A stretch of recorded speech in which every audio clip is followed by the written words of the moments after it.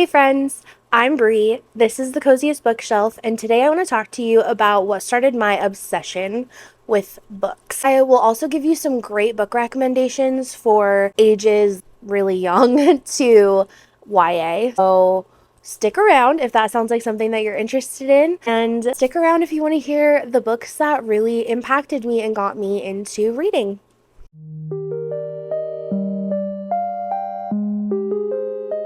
I have loved books for just about as long as I can remember. I didn't actually get into reading myself until I was in like fifth grade or so. Growing up, I spent a lot of time with my great aunt and uncle at their house.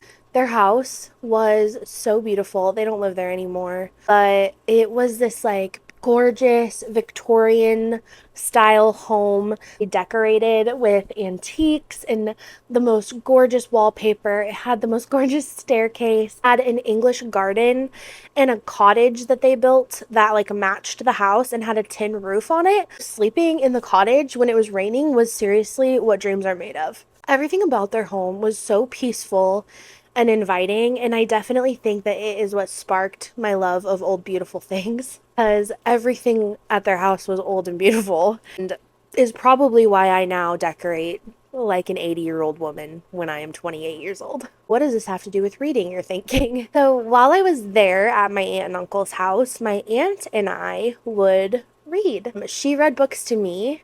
She specifically read Anne of Green Gables, Little Women, and the first three Harry Potter books. I want to say she read Lord of the Rings or like The Hobbit to me. We watched those movies, but I want to say she read me the books too. I spent quite a bit of time with them, and so on nights that I would stay there, we would read a couple chapters before bed, and then the next time that I'd stay, we would pick up where we left off in our book. And there was something that was just so magical about our time together and our reading together. And because of my Aunt Janny and my nanny, my grandma, they're sisters, and because of them, I truly learned at a young age to foster my imagination into something that I still carry with me today. There was just a magic about them and my childhood that sticks with me today into adulthood. I'm so thankful for them. I'm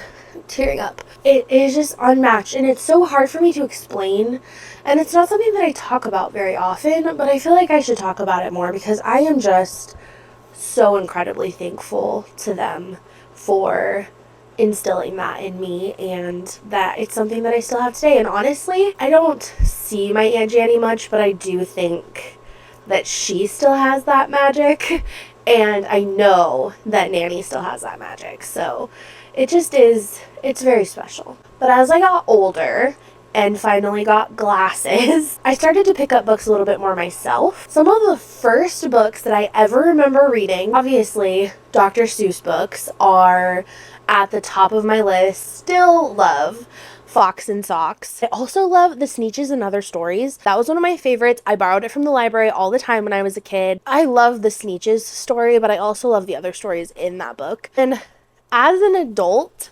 really my whole life, I've been obsessed with The Grinch. Anybody who knows me knows that. And at Christmas time, I'm sure we will talk about The Grinch a lot. The like 2000 Jim Carrey Grinch is my comfort movie. I watch it all year long. My husband hates it, but also turns it on for me when I'm sad. But anyways, I don't need to go on a rampage about The Grinch right now. But obviously, The Grinch, love that book. Our librarian growing up read Jan Brett books to us. I was actually asking a friend about it last night, and she had no idea what I was talking about. But the one that I remember distinctly was The Mitten. I think it was called The Mitten. But the thing I loved about Jan Brett books is that on each page, on like when you were going to go to the next page, there was like a little image of like a scene from the next page, or like a hint on what was going to happen on the next page. And I just always remember loving that. Obviously, I loved Goodnight Moon. I actually had to look this woman up because I didn't know her name, but Sandra Boynton books. One of them is called The Barnyard Dance, and I'm hoping to put images of these books up on the screen, so hopefully you're going to be seeing pictures of books that I'm talking about. Put some up on the screen of her books. But I just like distinctly remember having so many of these books and just loving them, but The Barnyard Dance was my favorite. Also, Cloudy with a Chance of Meatballs, and then Pickles to Pittsburgh. I like had like a weird Mandela effect thing going with that. I swore that that book existed like 10 years ago or whenever the Cloudy with a Chance of Meatballs movie came out. I told like a friend or something, like, yeah, there was a second book, like a sequel to Cloudy with a Chance of Meatballs, and they were like, no, there wasn't, and I couldn't find it online. I don't know what I was searching, but I couldn't find it, and I was like, I swear on my life this book existed. Turns out it did. I'm not crazy. I did find it, but yeah, I have distinct memories of that book. I remember my dad reading it to me. I also kind of remember my mom reading it to me too. So I don't know which parent's house we had it at, but we had that book. I also distinctly remember Stella Luna by Janelle Cannon. And I was also obsessed with Madeline by Ludwig Bemelmans. Bemelmans. Yeah, I think I said that right. Obviously, everybody knows Madeline, but I was obsessed with Madeline. I also had the movie on VHS, and so I read the book and watched the movie all the time. As I got a little bit older in elementary school, kind of the middle of elementary school, I read a lot of Junie B. Jones and Amelia Bedelia. I loved Amelia Bedelia. I definitely like an accident-prone, kind of ditzy kid, and so I like really felt like a kindred spirit with Amelia Bedelia. And then I also have very distinct memories of Nanny reading us The Polar Express, and she had a little bell that like came with it, and so every time she would say The Polar Express, we would ring the bell. That was like the most fun book ever. Any book that had like an interactive quality, I was all for that. Then, like later on in elementary school, I read a lot of The Babysitter's Club by Anne Martin, like a lot. I also loved the Dear America books. They're by various authors. If you know them, you know them. They're essentially like, correctly, they're like diaries from different like girls that like would have existed during different times in America. I was especially obsessed with the Oregon Trail and like any that had to do with the West because I live in the Pacific Northwest and I have family that came over here on the Oregon Trail, and so I just thought it was so cool. And then one book, and this book truly impacted me, was The Backward Bird Dog. Is probably the book that I've reread the most times in my life, and I'm not really a book rereader. I also read the Magic Treehouse books. My sister actually got the like subscription, so we used to get those in the mail, which was pretty fun. I owned a lot of Nancy Drew books and read a bunch of them as well. I definitely used to want to be a detective. I mean, who didn't growing up? I feel like every kid goes through like a detective phase. I also read The Secret Garden by Frances Hodgson Burnett. That book truly has such a special place in my heart. I was just so impacted by it. Just like the friendship in that book, the beauty of the writing. I definitely think that her writing style is my favorite. And then last but not least in this category is Scary Stories to Tell in the Dark. My older brother used to borrow them from the library, and he and I shared a room for a while, and he would read them to me, and then we would scare ourselves so badly that we would push our mattresses together on the middle of the bedroom floor. He always said he was doing it because I was scared, but I think we all know it's because he scared himself. And then in junior high, I read a lot of Meg Cabot books. I borrowed every single Meg Cabot book that our library had. If you don't know, Meg Cabot wrote The Princess Diaries. And what's funny about that is I actually did not read The Princess Diaries because I'd seen the movie so many times that I was just like, I know this story. And I'm sure there are going to be people in the comments who are like, you need to read it. But you know, I didn't at the time. She does, however, have a Mediator series, which is about a girl that can see ghosts, and she like solves mysteries and stuff, and if I remember correctly, ends up having like a relationship with a ghost. I thought that was so cool. I wanted a ghost boyfriend so bad. I also read the Gallagher Girls series by Ally Carter. Spies, need I say more? A spy school. Spy school. Yes, my little like preteen heart all over that. Same with The Click by Lacey Harrison. Get Out. I loved those books so much. All of my friends read them. We were obsessed. If you were a teenage girl at any point in your life and did not read those books, you missed out. In my notes, In my notes, I wrote, the amount of influence this book had on my personality at the time was truly unfortunate. I am so thankful for loving and patient family and friends. I also, around this time, read Dragon Rider by Cornelia Funk, and this was probably my first, time that I read a fantasy book on my own and fell in love with fantasy. I loved Dragon Rider. That is another book that I've reread a couple times in my life. I wanted to have a brownie as a friend so bad. Sorrel was my fave. And I just loved the story. I loved the characters. It just made my heart happy. Also, Shiver by Maggie Stiefvater. My sister and I owned these books and were obsessed with them. Don't remember. I need to ask her. I don't remember which one of us read them first, but whoever it was made the other person read them, and we both very thoroughly enjoyed them. And then also Pretty Little Liars and The Lying Game by Sarah Shepard were coming out while I was in junior high and high school, if I remember correctly, and my friends and I definitely read them.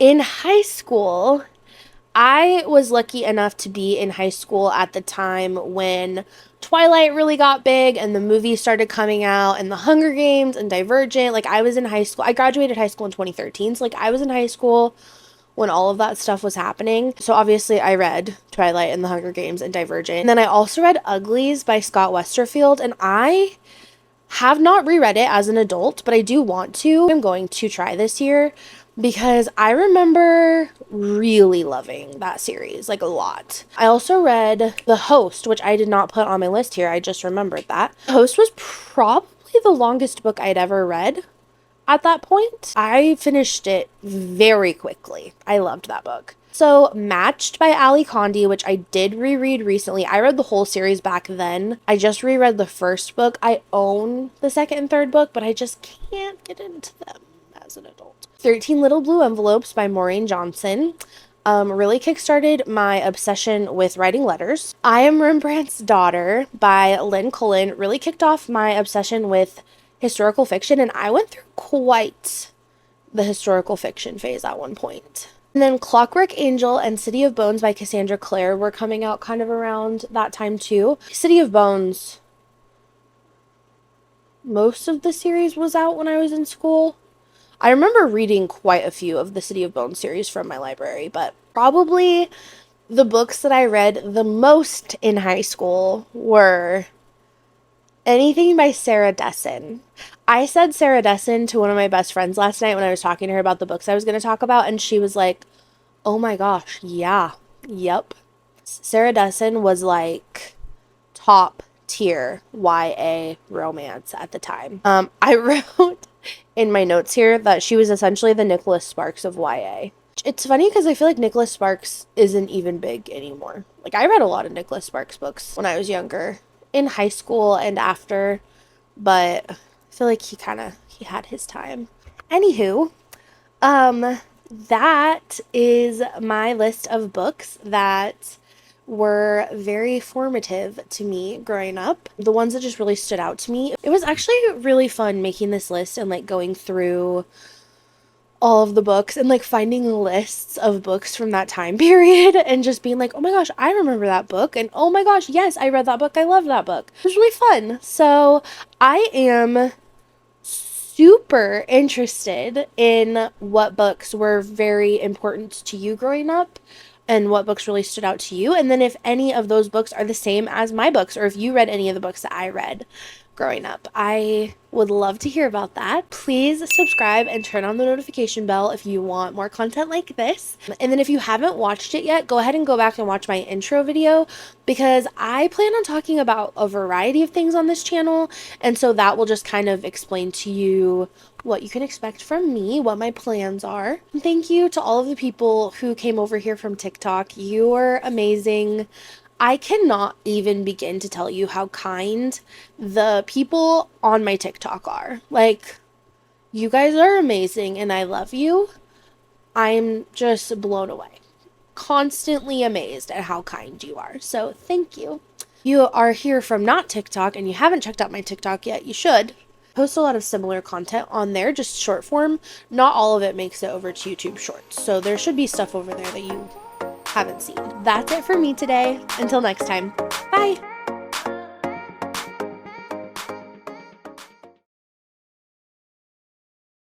I'm really sorry ahead of time. There's a lot happening here right now. It's like 5:40 on a Wednesday, and my cats are being a little crazy. I couldn't shut my AC off because I would die, and I even have a little fan blowing on me right now. Shut one of my ACs off because it sits right next to me, and there's absolutely no way that you would have been able to hear me. So if you hear the sounds of a scuffle, it's my cats. They do not care that I'm trying to film a video in the slightest. So anyways, with that being said, hey, hi. I'm already adjusting.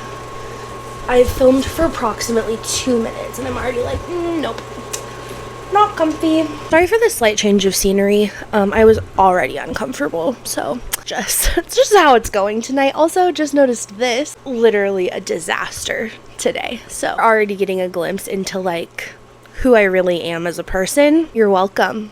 I just recorded an entire like 5-minute clip and then realized that the audio was so bad that it was like not usable. So I'm gonna test this one out first before I start re-saying everything that I needed to say.